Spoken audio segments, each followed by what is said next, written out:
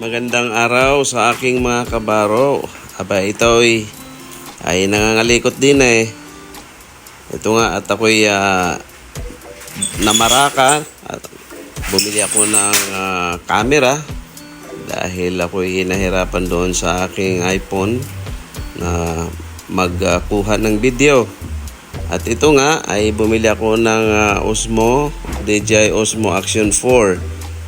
So, ang akin po kasing intindi dito mga kabaro ay ang sabi nga sa mga reviews ay maganda daw ang camera ng DJI. So ito na nga at akin na nga itong bubuksan. Ay pagkatagal-tagal naman. Ito na at hinati na ang plastic. So ito na mga kabaro. Titingnan na natin kung ano ang laman na rin. Ayan.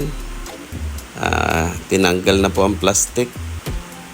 At atin na nga makikita kung ano nga baga ang laman. At kinakagamitan pa ng kuko na may sa kalingkingan.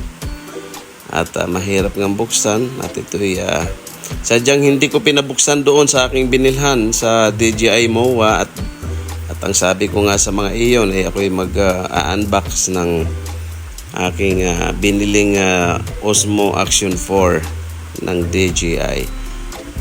Ayan, so ito na nga mga kabaro at habay sinisilip-silip ko pa. At ito nga at akin na nga bubuksan. Oh, ayan, may dalawang kahon sa loob. Ang nakalagay ay Osmo Action 4 at ari namang isa ay accessories. So hinugot ko na po. Ang pangalawa hinugot na din. At ayan. At nandun nga pala sa loob yung kasamang stick, selfie stick na mayroong sukat na 1.5 meters. So kasama na po siya dahil ang ito pong aking binili mga kabaro ay itong adventure combo. So sa adventure ay may kasamang tatlong battery at kasama na rin po aring protection niya sa camera at aring ay binubuksan ko na nga rin kamerang ito.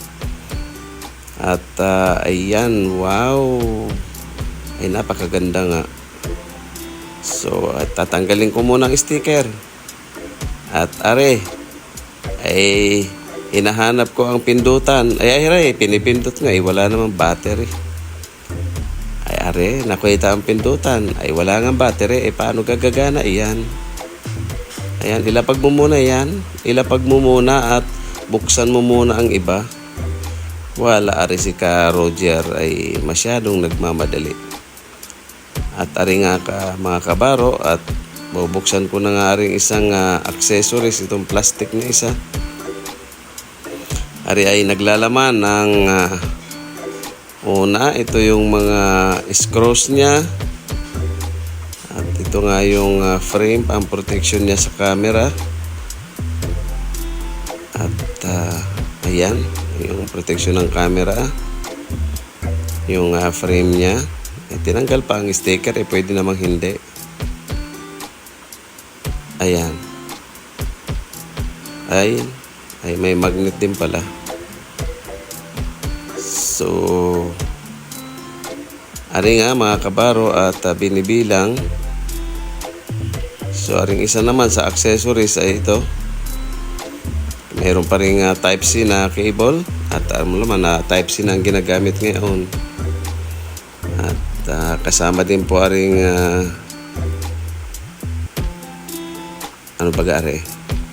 ari yung panglagay doon sa ilalim kapag inilagay mo sa isang stick. At kasama din po itong mga screws na panghigpit. At aring isa ay pakiwari-kwari sticker. At pakiwari ko ay panlagay sa helmet. At pag ikay naglagay sa helmet. At ari naman ay yung yan ang mga manual guide at ari hindi ko ari aram. Siguro ari mga washer. At ang isa naman ay parang taklob ng camera, pero sa palagay ko hindi taklob. At ito naman mga kabaro, itong ayan ang charger. At ari nga, may kasamang 3 battery. Yan, isa, 2, 3. Ayan, tingin pa eh. Ibinalik din at tinakluban. May battery nga. May charge na siya ng konti at yun nakita nyo yung nailaw. At yan lang mga kabaro. At ito'y tinitingnan ko nga at maayos naman ang laman at kumpleto naman doon sa nakalagay doon sa kahon na content. At wala namang kulang mga kabaro at ari nga at kumpleto. So salamat po sa inyong panonood.